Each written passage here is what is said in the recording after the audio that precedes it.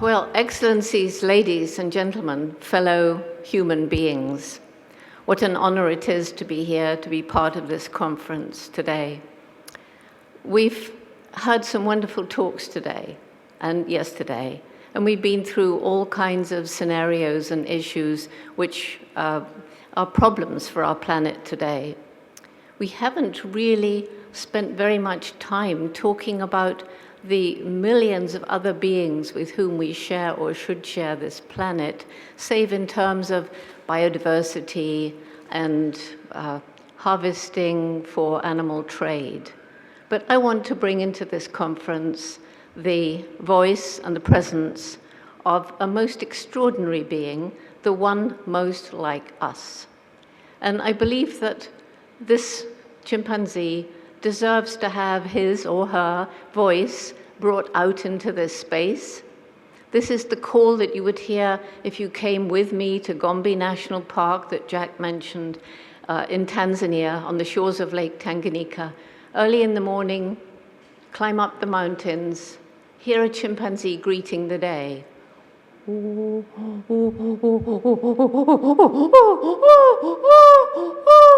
But hello, here I am. And chimpanzees, we now know, are more like us humans than any other living creature. Biologically, the blood, the structure of the immune system, the anatomy of the brain, in all these ways, they are amazingly like us. The genetic composition of chimpanzees differs from ours by only just over 1%. But for me, it was always the similarities in behavior that I found most fascinating. The fact that there are these close, supportive bonds between family members, mother and offspring, brothers and sisters, that can last throughout the 50 or more years that chimpanzees live. The fact that in their postures and gestures of communication, kissing, embracing, holding hands, patting on the back, swaggering, shaking the fist, and showing these behaviors in the same kind of context that we do, clearly meaning the same kind of thing. It was a wonderful day when I first saw a chimpanzee break off a piece of grass and use it as a tool to fish for termites, and pick a leafy twig and strip off the leaves. In other words, making a tool. This was exciting because back then in 1960, it was thought that humans and only humans used and made tools. We were described as man the tool maker. And my mentor, Louis Leakey, who found the money for me to start this study, which has now been going 51 years, when I sent him this information, he said, now we must redefine man, redefine tool, or accept chimpanzees as humans. Perhaps one of the most fascinating aspects for me has been the fact that everyone has his or her own personality. They differ from each other just as much as we do. They also have emotions. They show emotions similar to happiness, sadness, fear, despair, anger, rage, and so forth. And in their intellectual abilities, they are so much more like us than we ever thought, which is not surprising since the anatomy of the brain is almost identical. It's just that ours is bigger. It was a big shock to me to find that just like us humans chimpanzees have their dark side, and they're capable of violence and even a primitive warfare. But we must remember, too, that they show qualities of love, compassion, and altruism. It makes us realize that while we humans are unique, we're simply not quite as different as we used to think.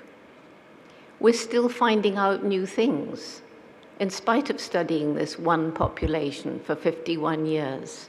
So how come that I'm no longer with the chimpanzees? How come that I'm spending 300 days a year traveling around the world, going to conferences like this, talking to groups of young people, as I did here today, yesterday, visiting universities, as I did here 2 days ago, and as I shall be again tomorrow? It's because in the mid-80s, when I flew in a small plane across the tiny Gombe National Park, which is only 30 square miles, but also over the habitat surrounding Gombe. I was so utterly shocked. I knew there was deforestation, but until I looked down from the plane, I had no idea that that deforestation was almost total, that hills that had been thick forest when I arrived in 1960, by the mid-80s were bare. Doesn't that show the importance of this technology for mapping? It happened very fast. It happened when villages were moved, and suddenly the chimpanzees were as though in a small island of forest with no opportunity for genetic exchange with other groups because of these bare hills. But when I looked down, there was something else. How could we even try to save these very famous by then chimpanzees, while the people living in the area around, living in poverty, were struggling to survive, far more of them living there than the land could support, too poor to buy food from elsewhere, and in desperate situation. And that led to a program of the Jane Goodall Institute that we call Take Care, or Takari. It's an effort to help people to improve their own lives in a very holistic way. We don't have time to go into this now, but if anyone's interested, janegoodall.org website tells you about this Take Care program. And from the beginning, I've wanted to share information. When I went to Gombe, I wasn't a scientist, I had no degree. And I wanted to live with animals and write books about them because I wanted to share what I'd learned. And from very close to the beginning, photography and cinematography helped me to share the information about the chimpanzees. When I began, I had a pencil and paper. I eventually got enough money for a typewriter. There were no laptops back then. And then laptops came in, and then gradually the technology got more sophisticated. And at this point, I want to pause in my presentation and introduce to you one of my colleagues who works with the Jane Goodall Institute, Lilian Pintea. He is our Director of Conservation Science. And he will show you a little bit of how some of the technology that this conference is all about is being used to help us in our chimpanzee research, but just as important, to help us to help the people lead better lives. So Lilian.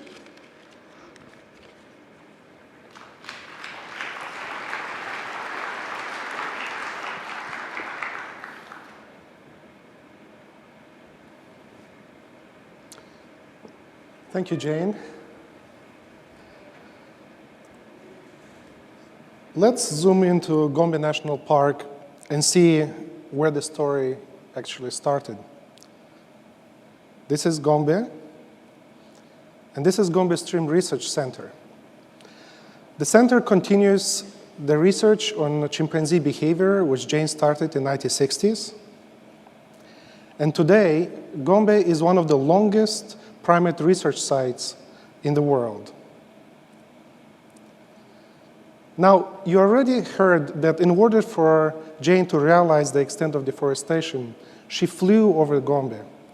And today, we can use high-resolution imagery, such as this one collected by the QuickBird, to better quantify habitat loss at different scales.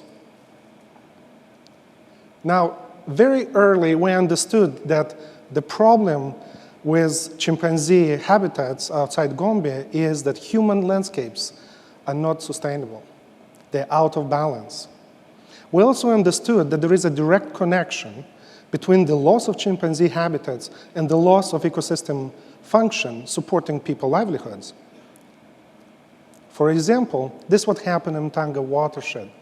Deforestation led not only to the loss of chimpanzee habitats, but also to flash floods, erosion, and ultimately destruction of water sources so important for people. Today, With increasing population density, it's impossible to expect that sustainable landscapes can happen by accident. Today, we have to actively design these landscapes in order to be sustainable. And this is why the Jane Goodall Institute have been using TACARE, our community-centered conservation approach, together with GIS and remote sensing, to better design and help local community develop village land use plans. So local villagers identified the village boundaries. As you could see, this with red lines. And then they assigned different land uses to different portions of the village land. And what's the most amazing, voluntarily, they set aside, in green you can see this village forest reserves.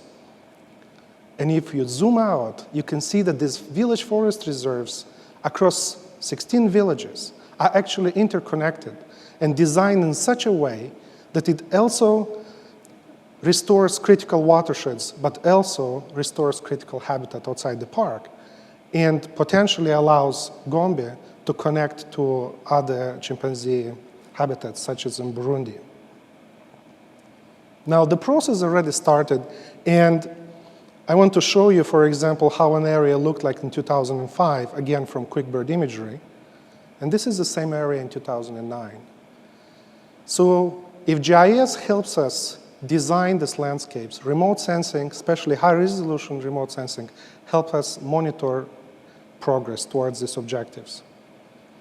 Now, we have been using geospatial technologies to scale up TACARE to other areas, such as Eastern DRC. The forests in Eastern Congo are critical for biodiversity. This is the home of the largest chimpanzee population in Africa. We're talking about more than 35,000 chimpanzees living in that area. Also, the region is home to endangered eastern gorillas. Unfortunately, because of the civil war, the real status of the species is not known. The eastern gorillas recently have been added to the IUCN top most endangered primates, 25 most endangered primates in the world. Recently, the Jane Goodall Institute, in partnership with Ministry of Environment, ICCN, a number of other NGOs and government organizations, developed a Great Apes Conservation Action Plan, where for the first time, conservationists got together and shared data. They fragmented data from different parts of the landscape. And the plan is over an area bigger than the United Kingdom. Now, what this allowed is to develop a shared understanding both of the status of the great apes, but also the status of the threats, right? And come out with better conservation strategies. For example, this in red squares are a known location of eastern gorilla populations. You see how fragmented and scattered they are. But if you overlay mining threats, shown here in yellow, you can imagine how threatened these populations are. Now, we used high-resolution imagery like this one to map individual illegal houses inside protected areas and also illegal mining sites. Very important vectors for bushmeat trade, but also for the disease. And thanks to conservation action planning, we put together this amazing data, right, at the local scale.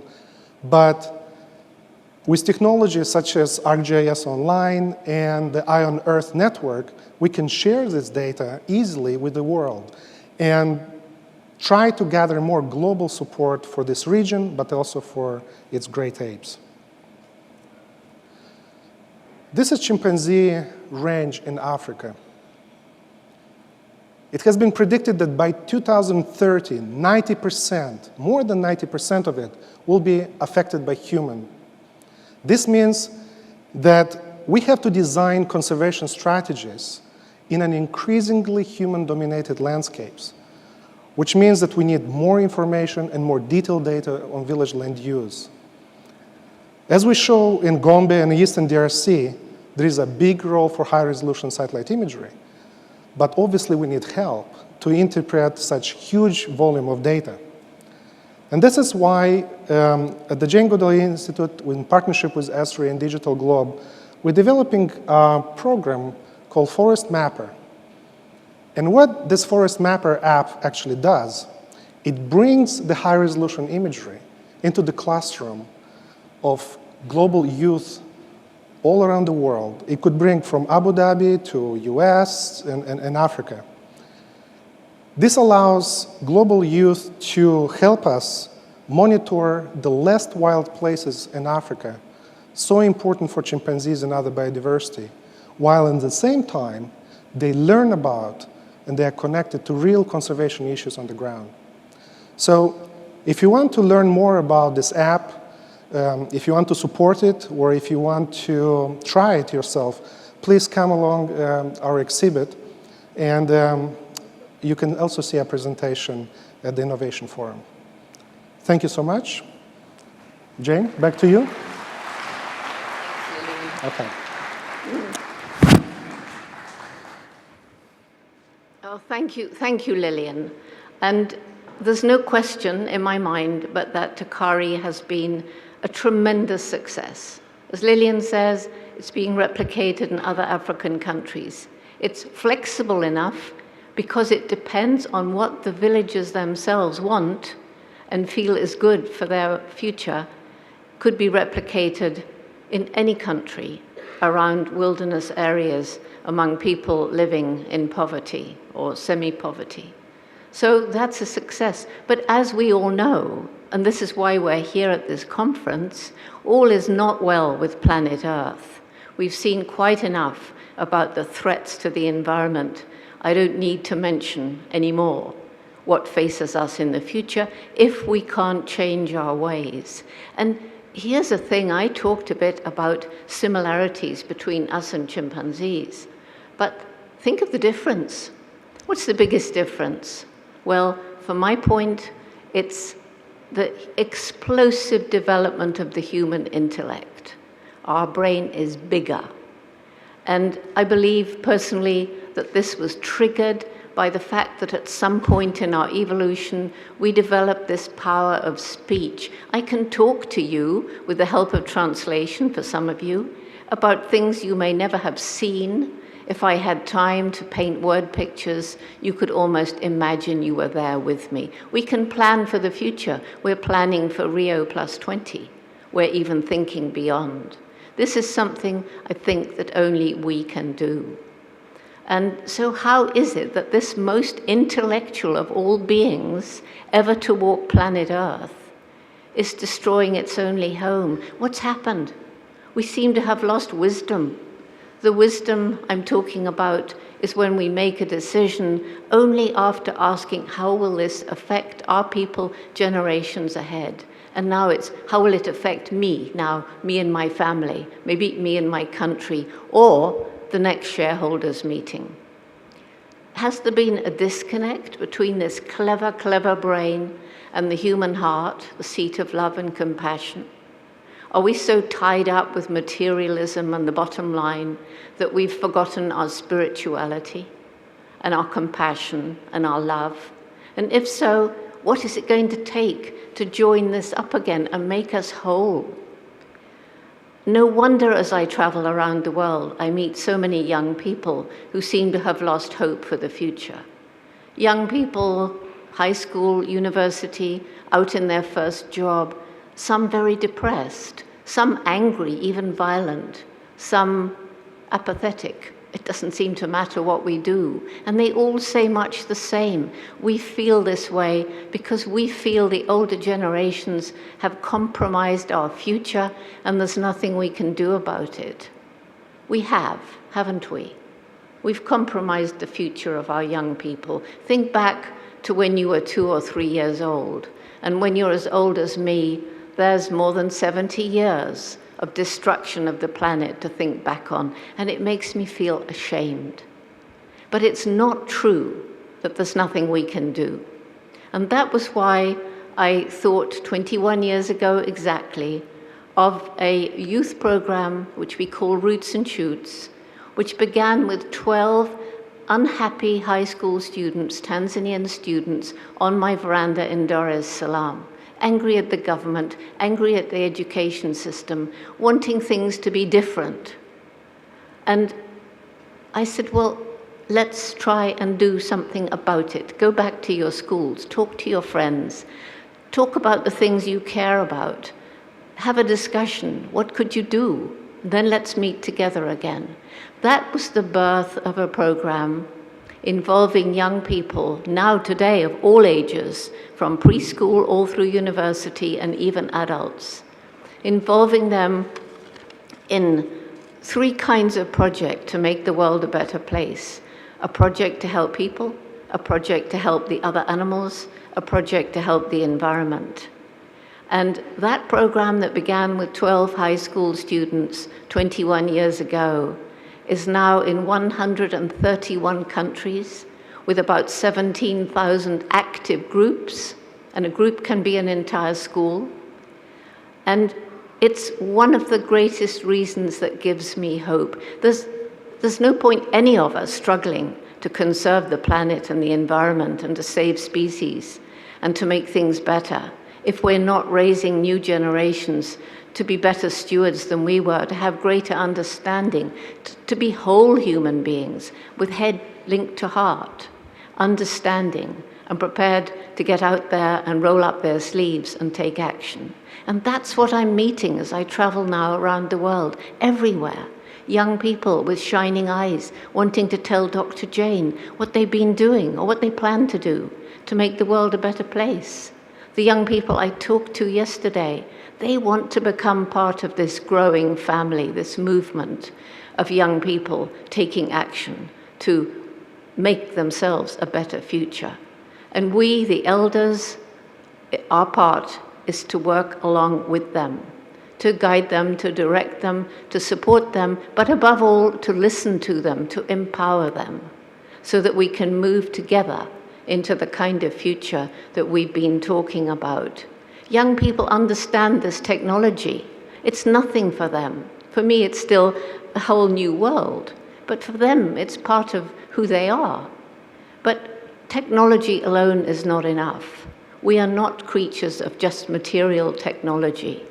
Technology tempered with human love, compassion, and our human spirit, that's what we need to move into the better world. Linking all of these different things together as we dream about the future, have a vision for the future. And if you don't have a big vision for where we can go, we won't get very far. I always say, if we think about the stars, we might reach the moon. If we think about getting to the moon, we might reach the top of Mount Everest.